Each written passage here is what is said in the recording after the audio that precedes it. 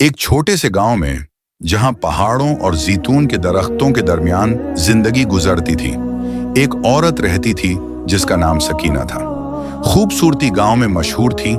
आंखें जैसे चमकते काले पत्थर, बाल जो रात के दरिया की तरह लहराते और कपड़े जो धूप में चमकते रेशम के थे। उसकी दौलत उसके पत्थर के बड़े घर से जाहिर थी, जहां वह अपने शौहर इस्माइल के साथ रहती थी, जो एक सादा और दीनदार मोची था। बाहर से देखें तो सकीना एक मुकम्मल तस्वीर थी, लेकिन घर के अंदर एक अलग हकीकत थी। सकीना दिल से सख्त और जालिम थी। वो इस्माइल को जलील करती, उसके सादा ईमान और मेहनत का मजाक उड़ाती। नमाज क्यों जाया करते हो जब हमारे पास दौलत है, वो तंज करती, उसकी आवाज तीखी तलवार की तरह। रमजान के रोजे वो कभी न रखती, कहती कि ये उसकी खूबसूरती को कमजोर करता है। सिदका देना उसके लिए अजनबी बात थी। वो अपना सोना जमा करती और गरीबों को दरवाजे से भगा देती। सबसे बुरा, वो दीन पर चलने वालों का मजाक उड़ाती, उनकी पर्दादारी को पुस्मानदगी और उनकी इबादत को बंधन कहती। गांव वालों में उसकी गुस्ताखी के चर्चे होते, लेकिन कोई उसका सामना करने की हिम्मत न करता, क्योंकि उसकी जबान जहरीली थी।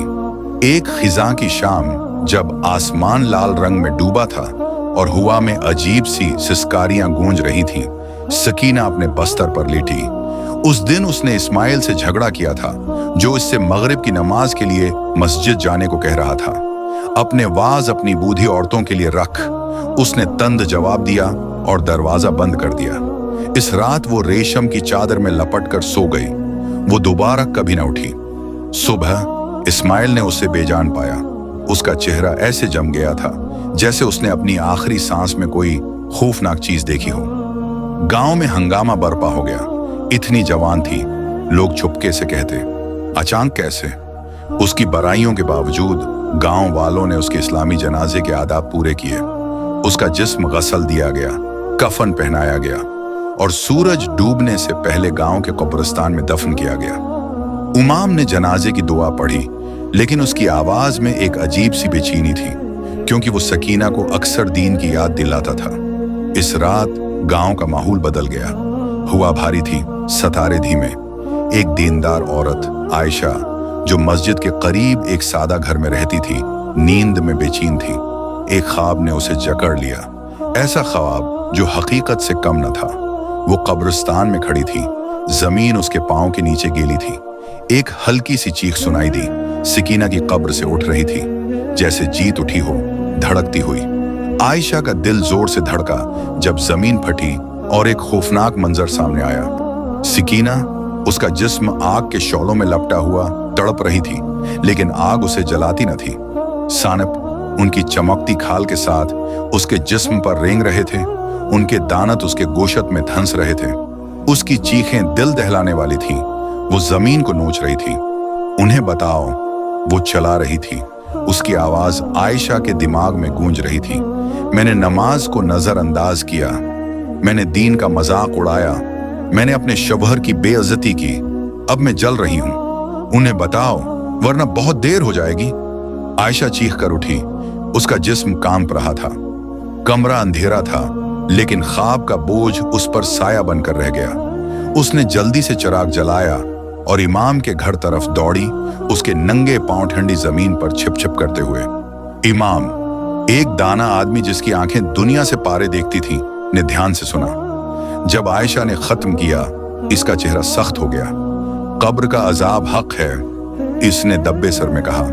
अल्लाह रहम वाला है, लेकिन उसका इंसाफ उनके लिए तेजी से आता है जो उससे मुना मोड़ लेते हैं। ये हम सब के लिए एक इबरत है। सुबह तक आयशा के ख्वाब की खबर पूरे गांव में फैल गई। इमाम ने मस्जिद में लोगों को जमा किया। उसके अल्फाज में हकीकत का बोझ था।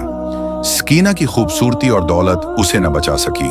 उसने कहा, उसने अल्लाह के फर्ज छोड़े, अपने शौहर का दिल दिखाया और अपनी रूह को भलाया। कब्र आखिरत का पहला मंजिल है। अगर ये अजाब है तो आगे और बुरा है, अगर ये सुकून है तो आगे जन्नत है। इससे सबक लो।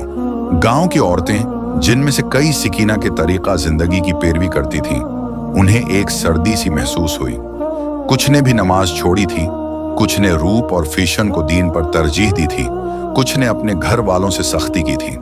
अब उन्हें सकीना का इंजाम एक आईना लगा। एक एक करके वो बदल गईं। माएं जो नमाज छोड़ देती थीं, अब परजुश इबादत करती थीं। औरतें हिजाब पहनने लगें, उनके चेहरे नई तवाज़ो से चमकने लगे। सिदका जो पहले बंद घर से निकलने का नाम ना लेता, अब दरिया की तरह बहने लगा। मस्जिद जो पहले आधी खाली रहती थी, अब नमाजियों से भर गई। लेकिन ये कहानी यहाँ खत्म ना हुई। सकीना की मौत के बाद हिफ्तों तक गांव में अजीब वाकयात होते रहे। कब्रिस्तान का चौकीदार कहता था कि उसने चीखें सुने, औरतों की आवाज, या अल्लाह मुझे वापस भेज। गांव वालों ने देखा कि सकीना की कब्र के आसपास का घास सूख गया, जैसे जमीन ने उसे अपनाने से इनकार कर दिया हो। और आयशा जो इस ख्वाब के बाद चुप रहने लगी थी, कभी कभी रात को अपने घर के बाहर खड़ी होती, कब्रिस्तान की तरफ देखती और उसकी आंखों में एक खौफ भरा होता। सकीना की कहानी गांव में एक दास्तान बन गई, जो हर नई नस्ल को सुनाई जाती थी। कब्र आखिरत का पहला दरवाजा है। अगर वहां सुकून है तो आगे का रास्ता आसान है। अगर वहां अजाब है तो आगे का सफर और सख्त है। उससे पहले कि देर हो जाए, अपने एमाल संवार लो।